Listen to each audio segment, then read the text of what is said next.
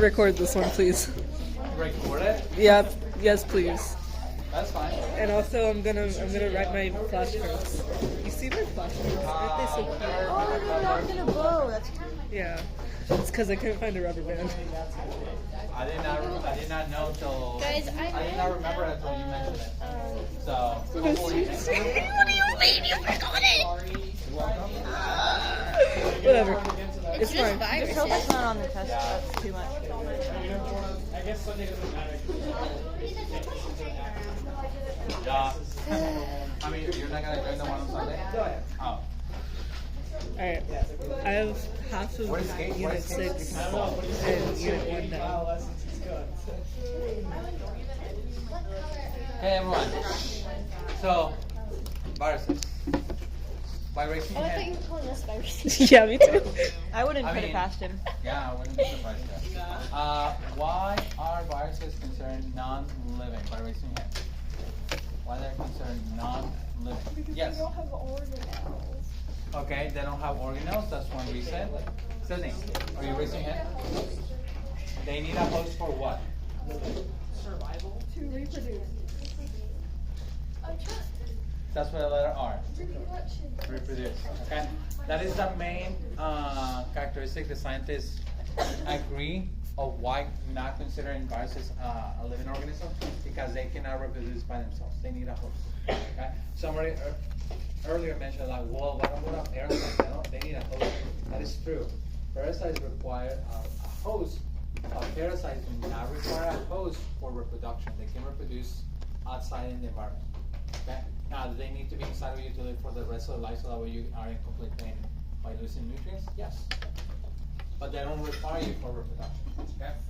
Still, some scientists think that viruses should be considered alive, even with a lack of reproduction by themselves. But for now, as of right now, with the information that we have regarding viruses, they're considered non-living. Okay. Oh, I already ran out of it. So when it comes to the structure, okay, viruses are going to have three structures: the genetic material, something called a capsid, a protein capsule, and an envelope.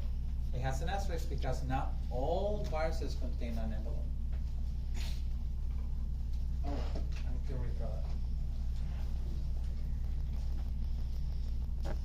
The simplicity of viruses allows them to be really effective on, being contagious to their host. Some viruses can look like this.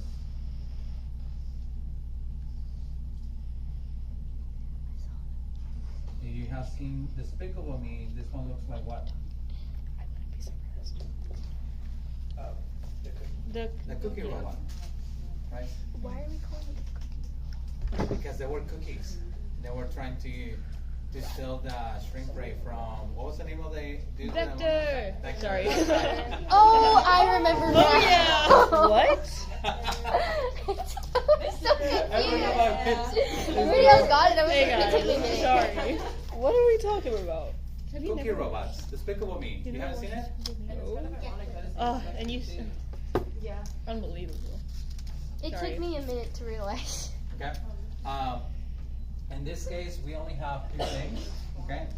We have the genetic material that's inside that capsid. Oh, wait, too much. Okay, and that's just a protein.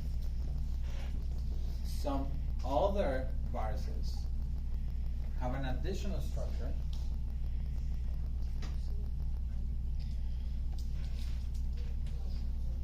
I'll get out of the way in a second. Sorry.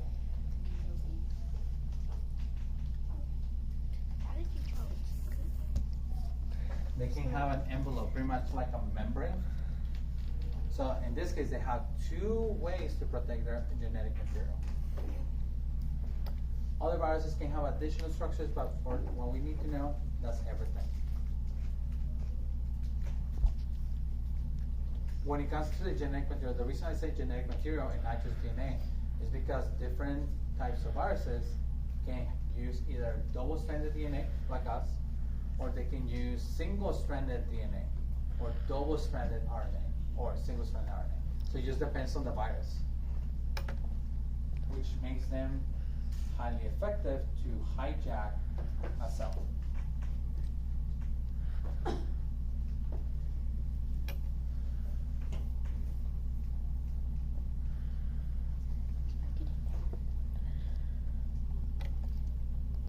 Now, the way viruses are going to be hijacking your cells is by inserting their genetic material into your cells. And then that genetic material becomes part of your own genetic material. Meaning, if you ever got sick of the chickenpox or you got sick from the flu, you have segments of viral DNA attached to your own DNA. So technically, you can never ever get rid of the actual virus.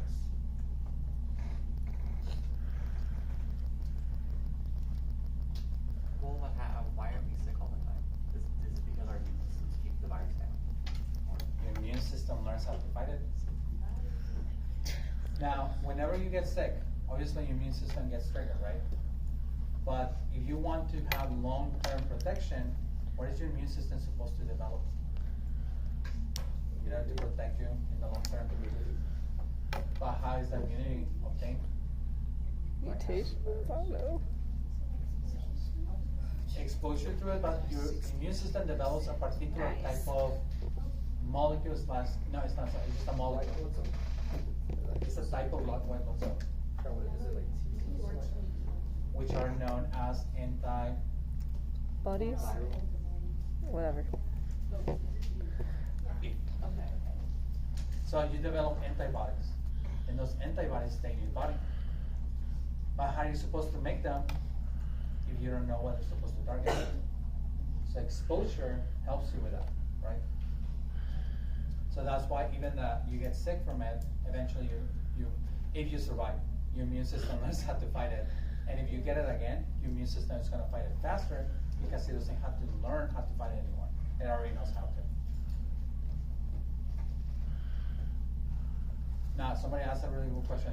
Then why do we get sick from the flu every single freaking year? It evolves. Well, sorry, it doesn't evolve because it's not living. It mutates. I know what you're saying. But also, do you know how many strands of the flu virus exist or have been identified? 17,000. Over 200 strands. Close enough. Over 200 strands. A lot of them mutated from the original. I'll go back to the flu in a second. Now, something which I find kind of fascinating, especially because it's not a living organism. Some of the viruses,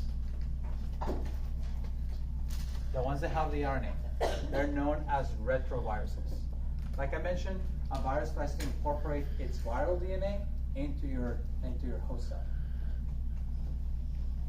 But how will you do it if you have RNA? Can you incorporate the RNA into the DNA like that? You can. They have an enzyme known as reverse transcriptase. Bro. Transcriptase refers to what?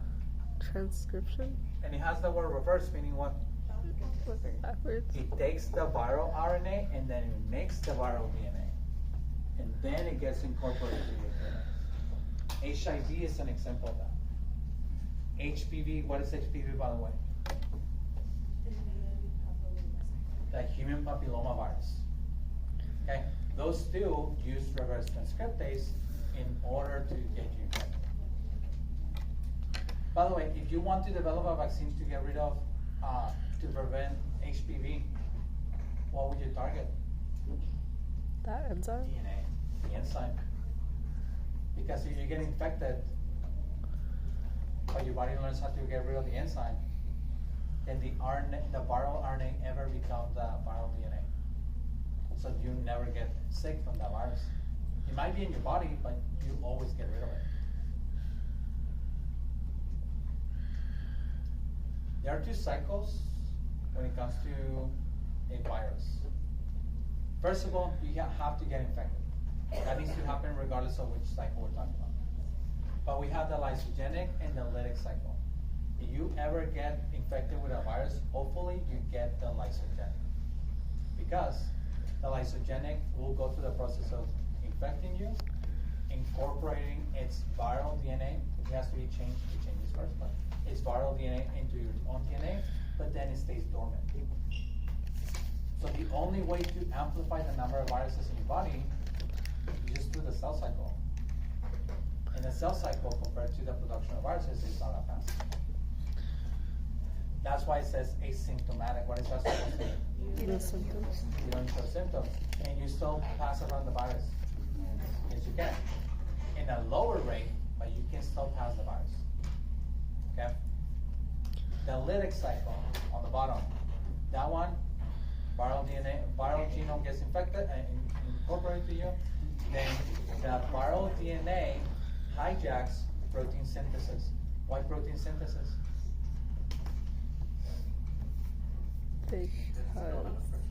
What is the protein that needs to be made for a virus?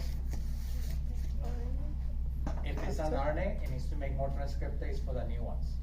What else is made of a protein for the virus? The capsule. That capsid. And also, how can you make more DNA? Viral DNA. What do we use? RNA. Oh wait, no. We use RNA, but eventually what is being used throughout the whole process of protein synthesis to make more proteins? Amino acids? What's that? And polymerase is what? Oh. And enzymes are made of what? So the viral DNA has at least 3 codes. One to make more, if it needs an enzyme like transcriptase, enzymes to make transcriptase. It needs it needs to make proteins for the capsid. And it needs to make enzymes to make viral DNA. That way, as it's going through the process of DNA synthesis, again, protein synthesis, again, it's hijacked, it's forcing the cell to go through it. How would the cell die in the lytic cycle? Because the virus forces the cell to keep making viruses to the point where the cell cannot hold the viruses anymore, and it bursts. And then what are those viruses going to do? Go to other cells. And what happens to the infection? When you're sick, for example from the flu, that's why you're showing all those symptoms. Because you're in the lytic cycle.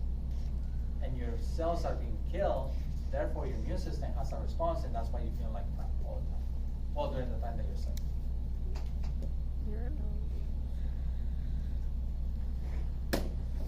Lysogenic cycle can eventually go through the lytic cycle. What triggers that? Almost anything. You're drinking too much alcohol. That can trigger the virus to go from lysogenic to lytic. You're drinking too much stupid sodas. That can trigger it. Maybe you got exposed to too much UV light one day. That can trigger it. Maybe too much sugar. Maybe you didn't do anything wrong and still gets triggered. Okay? And usually, in general, okay, for most viruses, not to all of them, for most viruses, for example, the flu, you are technically sick with the flu for 2 weeks. The first whole week is whenever you feel like crap, because your body is learning how to fight the virus. But by the ending of the first week, what has been developed by your immune system? Antibodies. So the second week, you start feeling better. You still have the virus, but you're still feeling better because your antibodies are killing the virus. That's why it takes roughly 2 weeks for that. Now, obviously, if you have HIV, would that happen to you? No. What is HIV supposed to target? Immune system. So your immune system never gets developed against HIV because it's being targeted by the HIV virus. That's why, what do you die from when you have HIV? Any kind of sickness. That you can't Because even like a little scrape gets infected, that could kill you. Because you have little to no immune system. How can you minimize the effects of a virus in your body? Antivirals or vaccines. Okay? The purpose of the vaccine is to do what in your body? You train it, right? So let's say we're talking about the flu virus.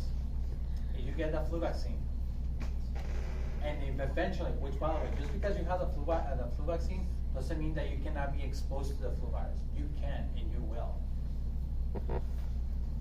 But are you gonna be sick for 2 weeks? Hopefully, if your immune system had a good response to the vaccine, you have enough antibodies that you don't even notice that you got sick from the virus. If you get sick right after the virus, your immune system doesn't have enough time to develop the antibodies for the virus, so you still get sick, but you don't get sick for that long. Okay? This is all what a lot of people neglect when they play like, oh, the flu virus doesn't work, I just got it and got sick. Probably you got the flu vaccine while you were already sick. So the flu vaccine is kind of useless at that point because you were already sick, right? So just keep that in mind. Also, the main reason why you still get sick from the flu virus, like I mentioned, regarding the flu, there are over 200 strains of the flu virus. Meaning, like Abby mentioned, your body is being trained by giving you small pieces of the virus. They're inactive. They're not going to make you sick. They can't because they cannot function properly together. But you're giving those pieces for your immune system to be like, oh, if I identify something like with this structured protein, I need to get rid of it. Okay? So what happens is whenever you get a flu shot, you get a shot of the five or four most common strains of the flu virus from the previous flu season. And the way the World Health Organization does that is that Australia and New Zealand are the last countries in the flu season, so they take a survey on the 5 or 4 most common strains of the flu That way, they can send that information to countries and pharmaceutical companies to develop vaccines with the 5 most common strains. So if you get the vaccine, and let's say a month later you get sick from the flu. From what flu did you get sick? The ones that weren't in the vaccine. So the vaccine did its job. You just don't notice. It's protecting you from the most common ones. But if the majority of the population don't get vaccinated, the least common ones then become more common because you're being prevented from the most common ones. Then that means the least common ones become more common for the next flu season. That's why there's so many people sick from the flu every single damn year, because the majority of us, we don't get vaccinated. The majority of you don't get vaccinated. And it will never happen. Why? Because the flu vaccine is optional. And keep in mind, those strains, because we don't get rid of them, are just going to be amplified. They're going to increase every single year. So right now we have, I think, 220. Maybe next year we're going to have 221. And so on and so forth. Right? Now, are vaccines 100% bulletproof? No. Oh, hell no. There's nothing in life that is 100% certain, except death. That's it. Everyone has to die. So for 100%, yes, that can happen. Vaccines are not.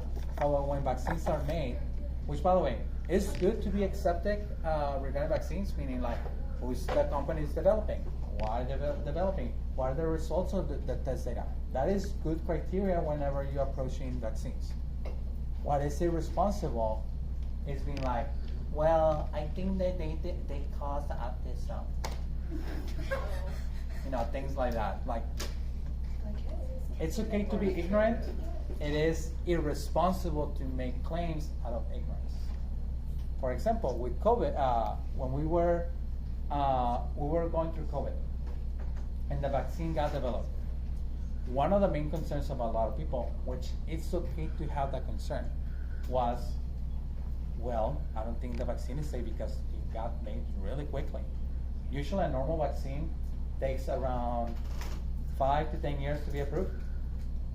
Okay? But it's because there's a lot of steps that you have to go through it, right? And a lot of people are like, I don't think it's safe. It's like, I just think the government wants to inject me some kind of chip or something. It's like, first of all, chips cannot be that small if they want to transmit something. You ignorant fool. And the second thing is like, if you were to ask those people, like, okay, you're saying the vaccine was made too fast. Do you even know the process of making a vaccine? The majority of them will say, no. So making the claim that the vaccine was made too fast without knowing what is the process to how to even make the vaccine is extremely stupid. again, it's okay to criticize and be accepting regarding this, but you need to know your basics to be able to claim something like that. So the reason COVID vaccine got made so fast, within 9 months, is one, the vaccine wasn't being made this way. The vaccine did not contain parts of the virus. Instead, they took advantage of how reverse transcriptase works. Meaning, my wife and I, we were in a group where we got vaccinated on phase 4 of the vaccine, so we got it way before everyone got it. And the way they explain it to do, the vaccine works, and this was explained to everyone. It's just like a lot of people don't understand this. The vaccine had reverse transcriptase, and it contained the RNA sequence, not of the virus, but of the proteins on the surface of the envelope. So whenever it was given to you and absorbed by your cells were taking that RNA and they start making proteins like COVID from the surface. Not the DNA, not the capsid. The proteins on the surface of the envelope. That's everything that we gave you with the vaccine. They gave us to the vaccine. Meaning your immune system, now that can identify those proteins, it can make antibodies for that. So when you got COVID and you had a vaccine, your immune system identified the parts of the COVID that were important, the proteins on the surface, and kill them right away. That's how the COVID vaccine works.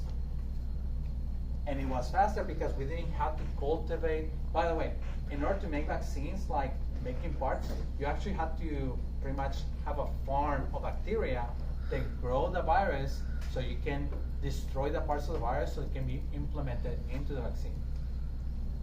And by the way, that takes time. With the mRNA, you don't have to. You pretty much just copy and paste the mRNA sequence and put in the vaccine. That's why it was so fast. Also, the government removed a lot of the red tape between there are 4 phases when it comes to the development of the vaccine. Phase 1 and 2 actually overlap, which means it's the development of the vaccine and trials on animals, not on humans. So that takes time. And then phase 3 and 4, the main difference is the amount of people you are testing the vaccine. I think for phase 3 it's around a minimum of 100 people. Phase 4 is at least 1,000 people. So that way you can have a bigger sample of what are the effects of that. My wife and I, we were in phase 4 when they got the COVID vaccine, and we did it through Pfizer. But that's why it happened so fast, because one, a lot of the phases happen overlap, specifically the ones on develop and testing on animals, not on humans. They never approve, as far as I know, and as far as the reports that I read, they never approved to test humans before testing on animals. Okay? And that's how we ended up with the COVID vaccine so fast. Now, was the COVID vaccine perfect? Of course not. No vaccine is perfect. But I was able to provide protection to the majority of us. And by the majority of us, I mean with Pfizer, it was 94%. That means 6% of the population was not protected for some type of side effect. Which, whenever you look at the whole population of the United States, 5% is not a lot of people. But look at it the other way, 95% of us, we were protected. If you got the vaccine. Right? Yes? So if it was that quick to make a vaccine for coronavirus, you think that? Why don't we do it for all the other different viruses? Yeah. Okay. There's no monetary incentive. Okay. Remember, we live in the United States and we do trading with a lot of countries like China and the European Union. Not currently because we're fucking that up. But, Speak on it. and we live in a capitalistic society, for good or bad. But what incentive does a pharmaceutical has? For example, Ebola. Ebola is worse than COVID. Thousands of times worse than that. Because if you get Ebola, you have, I think, 90% chance to die. And bleed out from every hole in your body. Within 4 days or a week. Right? Okay. But it's only affecting a small population in a small country in Africa. What incentive does a US or EU company or Chinese pharmaceutical company has in order to invest to make a vaccine against Ebola? settle because they're not gonna be making money. Bro. Yes, the COVID vaccine was great when it was made. It revolutionized how to make vaccines, but they made a bunch of money out of it. That was the incentive, Okay. right? And somebody was asking like, but Misty, it's for the good of humanity. That's true. But the good of humanity is not a concern for the board members in a company. I'm not saying about the scientists. Scientists or any, for example, in Apple or Samsung or Ford. The people that actually work to make the products, they do care, the majority, right? But how can they make a new car that's more efficient on gasoline? How can they make a vaccine that's more effective in a short period of time? How can they make a phone that has a longer battery lifetime? If they don't get the budget approved by the board members, they cannot do a lot of that. Because for the board member, oh, we're not making money the next quarter, screw it, we need to save money somehow. Okay. There's no incentive, right? They give a fuck about that, like they don't care. And a lot of people praise those people with money that live in, that are board members. Why? But that's the reason why. There's no incentive. There's no incentive for that, unfortunately. So when the next pandemic happens, which it will, like let's face it, right now we're having a problem with people getting vaccinated for the stupidest thing, measles.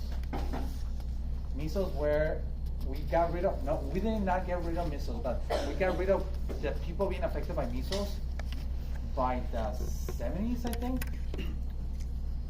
And if you were to get measles as a kid, you could end up having like your hips messed up, not being able to walk, dying from measles. Now, some people are saying like, oh no, we don't need to inject my little baby with so many chemicals. Like, bitch, cereal is a chemical. You're making your kid diabetic with a cereal.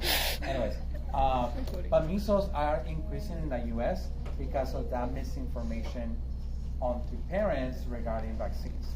Now, an anti-vaxxer, even that I hate their stance, I see them as a victim and also as the cause of the anti-vaxxer movement. What do I mean by that? They're the victims of people that gives them misinformation, right? Unfortunately, those people, perhaps they have an experience in which they were with a vaccine that caused them to start trying to figure out what happened because of misinformation. They went down the rabbit hole of like, oh, vaccines cause this, which probably they did, right? But because they have a personal experience on that, they try to just find the first thing they can blame on. So from that part, they're a victim. But then they become irresponsible by start spewing a lot of misinformation from that point, unfortunately. So am I saying that we're fucked? Yes, we are. Okay. Yes. How do COVID vaccine companies make money if they were giving a lot of Who had to pay them? They were not free. But like I saw like a lot like free COVID vaccine. No, but who gave those? The companies didn't give them. The government bought them. So they have contracts with the government.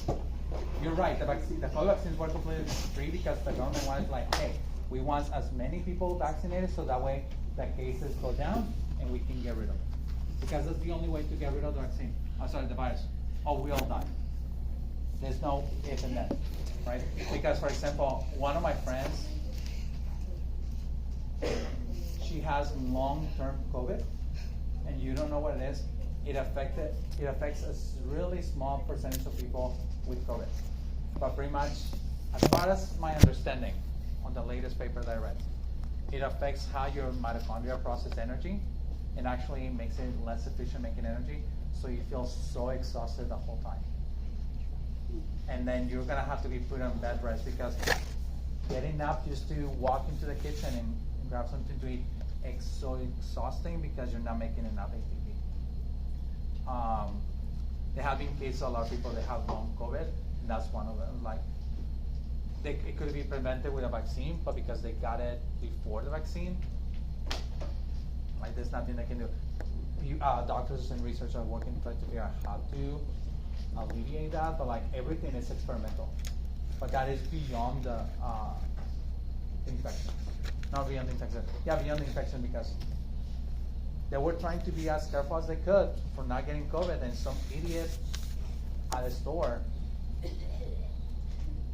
they ended up getting COVID, and unfortunately, the immune system weren't able to fight off properly the virus. They ended up with that type of COVID. So she has been in bed rest for 4 years now. And she was a prominent doctor. Like her whole, like she had to retire. Like she, at some point she was getting better, but COVID affected her so much that she had to learn how to walk. But then, because at the time she wasn't able to get a vaccine, even with that, she got COVID again through someone. But they were asymptomatic, meaning they weren't showing no symptoms. But when you're asymptomatic, you can still pass it. She got it from her husband. Her husband was trying to be as careful as he could, but he was asymptomatic. She got COVID again, and that just destroyed her progress. Like a whole year progress of trying to learn how to walk, trying to learn how to hold things with her hands, because she wasn't able to do a lot of stuff because she was already exhausted the whole day. So, like, she cannot even chew properly. She has to drink smoothies for that, because moving your jaw to chew requires a lot of energy. So that's what vaccines do. They try to protect you from that. Are there going to be some people with side effects? Yes. But the vast majority of us, we get a benefit. And then eventually we develop something called herd immunity. Meaning, if the majority of us were protected with a vaccine, the individuals that cannot get a vaccine because they are immune compromised, or like my friend that they cannot get a vaccine anymore because they got the virus before that, they cannot get it, they're immune through the members of the community. But some people say like, my body, my choice. It's like, I actually support that, but when it comes to healthcare, your rights end when my rights begin. What do I mean by that? Let's say we're stuck in this room for 2 hours. You're not allowed to leave, even for the restroom, and start smoking. You are going to be exposed to what? Secondhand smoking. Secondhand smoke. Are you choosing to do that? No. Can you leave for the next 2 hours? Then how is that your choice? So when it comes to infections, not like if you want to get on a surgery to like, you know what, I would like to be taller. I want to break my bones and get taller. That is your body. You're not affecting anyone. But when it comes to vaccinations, you cannot control it. Like if you get sick from the flu, the responsible thing to do is to isolate yourself until you get better. But let's face it, how many of us are going to do that? Some people have to work. Some people have to take care of their kids. Like the lifestyle that we have doesn't allow us to do that. So what is the most responsible thing to do? Vaccination. But again, always with the eye of being like, okay, that company is making that vaccination. Where are the reports? Right now you say like, don't take it by face value, like, oh, Johnson & Johnson made a new vaccine, I'm gonna get it. No, that's why they're supposed to post the results, post side effects and everything before you make that decision. But the best decision you can do eventually is get a vaccine. For what? The best option. But we don't, because we're a bunch of ignorant. Hello. Like, especially your generation, I think you're gonna start being affected by measles, because a lot of people are not getting vaccinated. Sorry, a lot of parents are not having their kids that are right now in elementary, middle school getting the measles vaccine. So when you have kids, your kids could be affected by measles. And it's deadly. What is it like to have measles? What is it like to be measles? Would you like to being able to lose the ability to be able to see? Because it affects muscle tissue, so it can affect your muscle tissue in your eyes. Well, would you like to be in a wheelchair for the rest of your life? Would you like to be able to not be able to inhale because it can paralyze your the muscles in your I lungs? didn't vaccinate Yeah. my kids, and the one who You just lived need to get a that vaccination. time. That's all it protects you from. But if you don't, because measles is extremely contagious. The only way that we can keep it in check is through herd immunity. That's it. But herd immunity is iffy. It needs to be at least 93% of the population to have the vaccine, to have herd immunity. Anything below that, it doesn't exist. So we're cooked. Yeah. You're cooked, because my son, I vaccinated it for anything I could. Good job. Vaccinated. Yes. That sounds like